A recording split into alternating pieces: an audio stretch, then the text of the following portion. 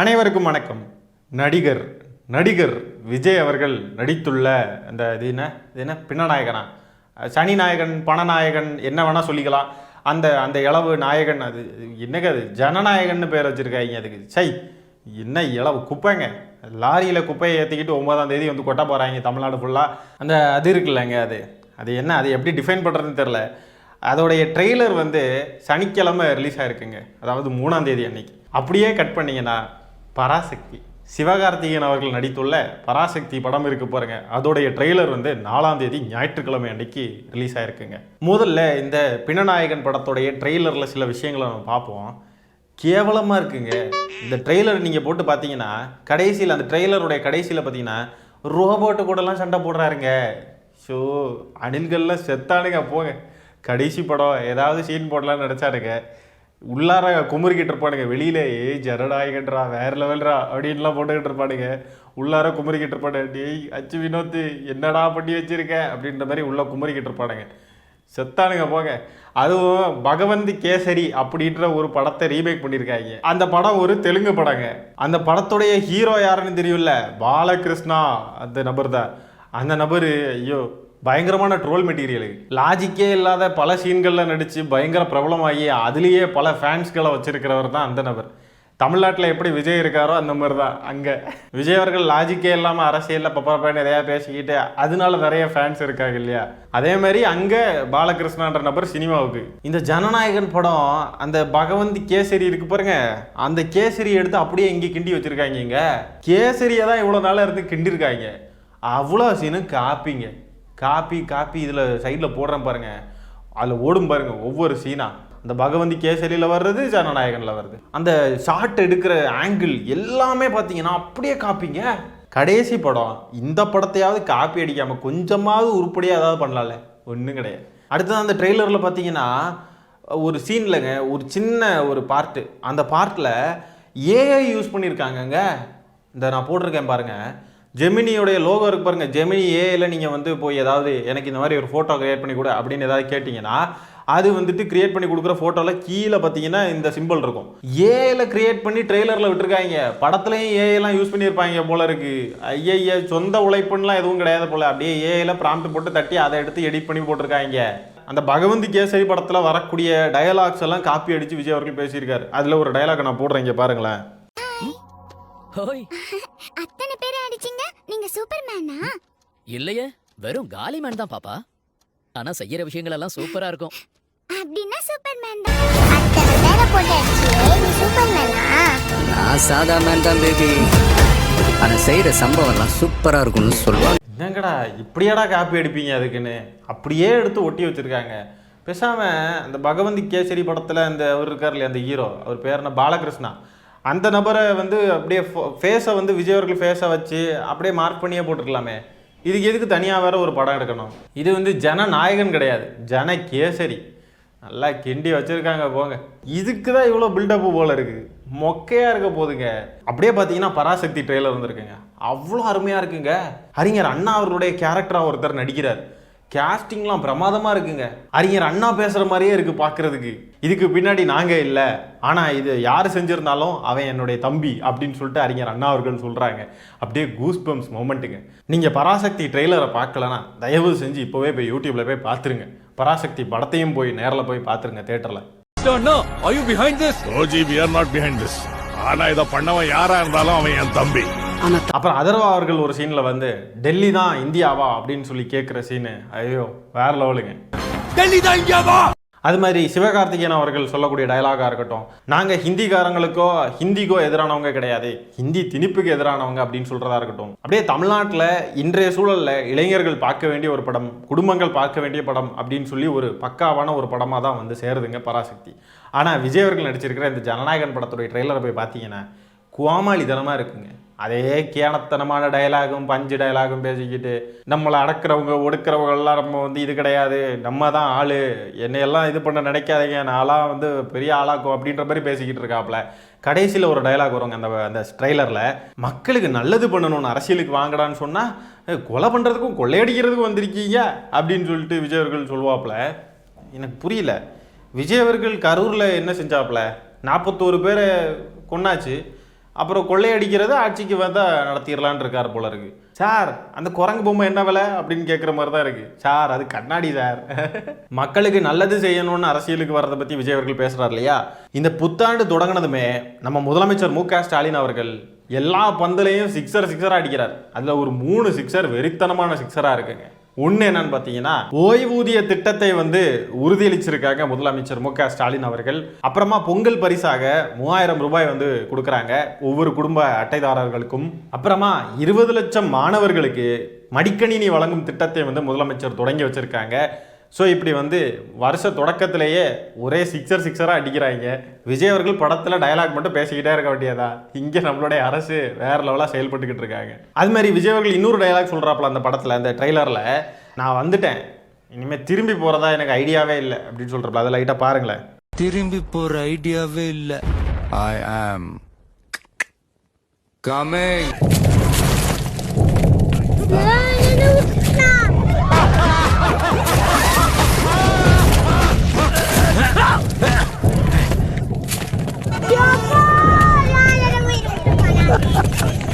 மக்களுக்கு நல்லது பண்றதுக்கு அரசியலுக்கு வாங்கடா, கொலை பண்றதுக்கு கூட அரசியலுக்கு வரீங்க.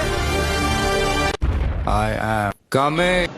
எப்படி சார் நீங்க வாங்க வாங்க, ஏன் பயப்படுறீங்க? வாங்க, நான் அடிக்கல மாட்டேன், வாங்க. திரும்பி போகிறதா ஐடியாவே இல்லையா? I am coming. பெருசாக டயலாக் மயிர் மட்டும் பேசுகிறதுக்கு தாங்க ஆகும். எங்கே ஐ எம் கம்மிங்? கரூருக்கு போக வேண்டியதானே? ஐ எம் கம்மிங் எங்கன்னா படத்துக்கு மறுபடியும் வந்துடுவார், சினிமாவில் நடிக்கிறதுக்கு மறுபடியும் வரப்போகிறேன். அதனால தான் அது ரசிகர்களுக்கு அது ஒரு மெசேஜ். திருப்பி வர வேண்டாம் கண்ணா, ஐ எம் கம்மிங். திரும்பி போகிற ஐடியாவே இல்லை.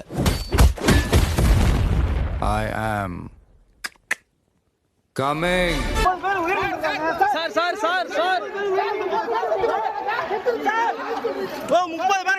சினிமாவுக்கும் ரியாலிட்டிக்கும் இதுதான் வித்தியாசம், பார்த்துக்கோங்க. சினிமாவில் டயலாக் பேசுவாப்புல, நிஜத்தில் பார்த்தா ஓடுறாப்புல ஓடுகாலியாட்டம். ஐ ஆம் கம்மிங்கா, வாடா வாடா வாடா வாடான்னு தான் இருக்குது. தொலையலாம்ல, வரமாட்டாப்புல, பயம், ஐ ஆம் கம்மிங் அப்படின்னு டயலாக் மட்டும் பேசிட்டு ஓடிடுறது, ஓட்டம் பிடிச்சிடுறது. இந்த ரசிக குஞ்சுகள், தாவைக்கா ரசிக குஞ்சுகள் இருக்கானுங்க பாருங்க, சிவகார்த்திகேயன் அவர்களுக்கு எதிராக பல விஷயங்களை செஞ்சானுங்க, அவதூறு பரப்பினானுங்க. இந்த பராசக்தி படத்தை யாரும் பார்க்காதீங்க அப்படின்னு அழுது கெஞ்சினானுங்க மக்கள்கிட்ட.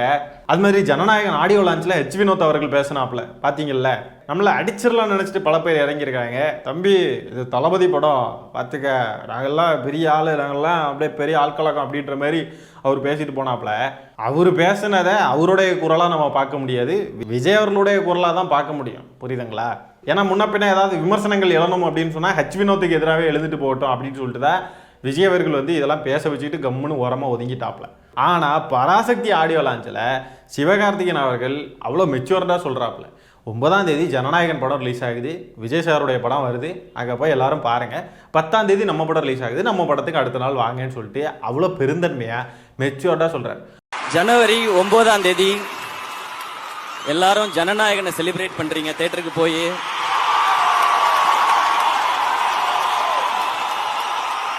முப்பத்தி 3 வருஷம் இண்டஸ்ட்ரியில நம்மளெல்லாம் என்டர்டெயின் பண்ண ஒருத்தர் லாஸ்ட் பிலிம்னு சொல்லியிருக்காரு. அதை 9ஆம் தேதி என்டர்டெயின் பண்றோம், அதை போய் நம்ம செலிப்ரேட் பண்றோம்.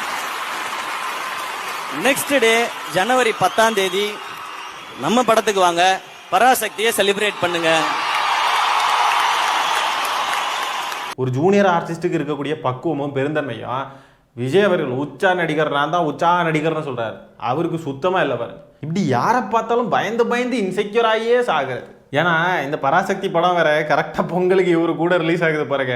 இவர் தனியாக ஜனநாயகன் ரிலீஸ் பண்ணி தோத்து போனாலும் பெருசாக பிரச்சனை இல்லை, எல்லாரும் கழுவி ஊற்றிட்டு போயிடுவாங்க அதோட. ஆனால் சிவகார்த்திகேயன் அவர்களுடைய படம் இறக்கி அது கூட போட்டி போட்டு தோத்து போயிட்டா ரொம்ப கேவலமாக போயிடும். இதற்காகவே நான் திரும்பி சினிமாவுக்கு வருவேன்டா அப்படின்னு வந்துடுவாப்புல. அவருடைய ஈகோ விட்டு கொடுக்காது, இடம் கொடுக்காது. அதனால தான் சிவகார்த்திகேயன் அவர்களை பற்றி இவ்வளோ இன்செக்யூர் ஆகி இம்மெச்சுவராக பிஹேவ் பண்ணிக்கிட்டு இருக்காங்க. சிவகார்த்திகேயன் அவர்களுக்கு இது 25வது படம். இந்த பராசக்தி படம் வெற்றியடைய நான் வாழ்த்துகிறேன், என் சார்பாக என்னுடைய வாழ்த்துக்களை நான் தெரிவித்துக் கொள்கிறேன் மனசார. விஜய் அவர்களுக்கு இது கடைசி படம், தோத்து போக மனசார வாழ்த்துறேன். ஜனநாயகன் ட்ரெய்லரை இந்த தேட்டர்ல எல்லாம் போடுவாங்க இல்லையா, போடுறப்போ விஜய் ரசிகர்கள்லாம் போயிருக்காங்க. அங்கே பராசக்தி படத்தோடைய போஸ்டர் இருந்திருக்குங்க. அந்த போஸ்டரை கிழிச்சு தூக்கி தூர எறிஞ்சிருக்கானுங்க இந்த விஜய் ரசிகர்கள். ஒரு படம் வர்றதே இவனுங்களால பொறுத்துக்க முடியல, இவனுங்களுக்கு போட்டியாட்டு. இப்போ அரசியலுக்கு வந்தே இந்த லட்சணத்தில் இருக்கானுங்கன்னா அரசியலில் வர்றதுக்கு முன்னாடி எந்த லட்சணத்தில் இருந்துப்பானுங்கன்றதை பார்த்துக்கோங்க. அரசியலே இதே மாதிரி தான் பிரதிபலிச்சுக்கிட்டு இருக்கானுங்க. இவனுங்களுக்கு எதிராக யாருமே இருக்கக்கூடாது. யாராவது எதிராக இருந்துட்டாங்கன்னா நீ எப்படி எனக்கு எதிராக இருக்கலாம் அப்படின்ட்டு வெறி பிடிச்சி போய் கிறுக்கணுங்க மாதிரி போய் கடிச்சு வைக்கிறானுங்க, அடிக்கிறானுங்க, அபியூஸ் பண்ணுறானுங்க, கொலை மிரட்டல் விடுறானுங்க, எல்லாம் பண்ணிக்கிட்டு இருக்கானுங்க. அந்த காணொலி லைட்டாக பாருங்க. பராசக்தி பேனரை வந்து கிழிச்சு எறிகிறானுங்க.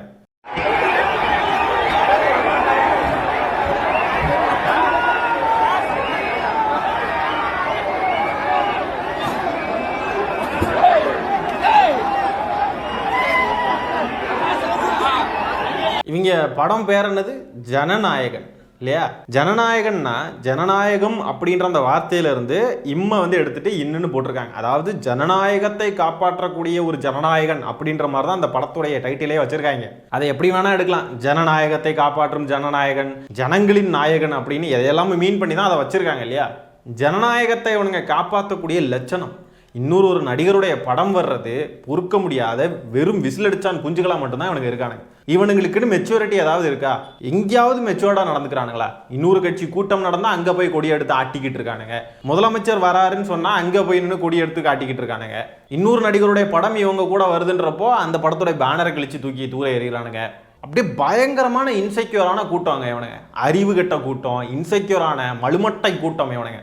உலகத்திலேயே இவனுங்க தான் எல்லாம் பண்ணணும். தமிழ்நாட்டை ஆளணும்னாலும் இவனுங்க தான். சினிமாவில் கோடி கோடியாக வசூலிச்ச படம் எங்கள் படம் தான் சொல்லிக்கணும். யூடியூப் ரெக்கார்டு நாங்கள் தான் வச்சுக்கிறோன்னு சொல்லணும். பொங்கலுக்கு நாங்கள் மட்டும்தான் ரிலீஸ் ஆகணும், நாங்கள் தான்டா ஆளு, நாங்கள் தான் ஜெயிச்சிட்டோன்னு சொல்லணும். வேற யாருமே இவனுங்களுக்கு போட்டியே வந்துடக்கூடாது. போட்டின்றதே இருக்கக்கூடாது.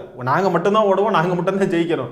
எதிரில் எவன் வந்தாலும் எல்லாரையும் போட்டு நாங்கள் அடித்து நொறுக்குவோம். அதுதான் இவங்களுடைய பாலிசியாக இருக்குது. சினிமாவில் வேணா இதெல்லாம் எடுபடும், அரசியலில் இதெல்லாம் எடுபடவே செய்யாதுன்றது இந்த ரசிக குஞ்சுகளுக்கு இது புரியலை. தேர்தல் முடிஞ்சதுக்கு பிறகு அத்தனை பேரும் செத்து மாண்டு மடிவானுங்க பாருங்க. பச்சை துரோகனா அவரை வளர்த்து விட்டு அவர்கிட்ட கிட்ட வராரு, போட்டி போடுறாங்களா? விஜய் கிட்ட போட்டி போட முடியாதுண்ணா. விஜய் கூட போட்டி போட்டா ஒத்தா ஃபர்ஸ்ட் நாள் கூட நிக்காது படம், ஒரு நாள் கூட நிக்காது. தள்ளி விட்ட நாளாவது கொஞ்சமாவது அடிக்கும். ஃபர்ஸ்ட் நாளே ரிலீஸ் ஆச்சு ஜனன, அவ்வளவுதான் முடிஞ்சிச்சு. பராசக்தி கதை முடிஞ்சிச்சு. இருக்கிறதுல ஒரு மட்டமான தீய சக்தி அதுதான். விஜய் படம் கூட ரிலீஸ் ஆக கூடாது. பராசக்தி ரிலீஸ் ஆச்சு, ஒத்தா இதுக்கு முன்னாடியே சொல்லிட்டு போனாரு பேனரை கிழிச்சிருவேன். பராசக்தி ரிலீஸ் ஆக கூடாது. பராசக்தி இவங்க படம் கூடவே இறங்கிச்சுன்னு சொன்னா பேனரை கிழிச்சிருவாராம் இவரு. பார்த்தீங்களா? இவனுங்களுடைய அறிவும் இவனுடைய செயல்பாடுகளும் இப்படி தான் இருக்கும். கொஞ்ச நாள் தள்ளி படத்தை ரிலீஸ் பண்ணியிருந்தா கூட ஓடி இருக்கும். ஆனால் விஜய் படம் கூட ரிலீஸ் பண்ணுறதுனால படம் ஓடாதான் இவன் சொல்கிறான் இந்த ரசிக குஞ்சு. ஏன்னா விஜய் மட்டும்தான் அந்த நாளில் ரிலீஸ் பண்ணணும்னு ஏதாவது சட்டம் இருக்கா என்ன? விஜய்க்குன்னு தனி சட்டம் இருக்கா? விஜய் படம் ரிலீஸ் ஆகக்கூடிய நாட்களில் வேற யார் படமும் ரிலீஸ் ஆகக்கூடாது, விஜய் படம் மட்டும்தான் ரிலீஸ் ஆகணும் அப்படின்லாம் சட்டம் இருக்கா?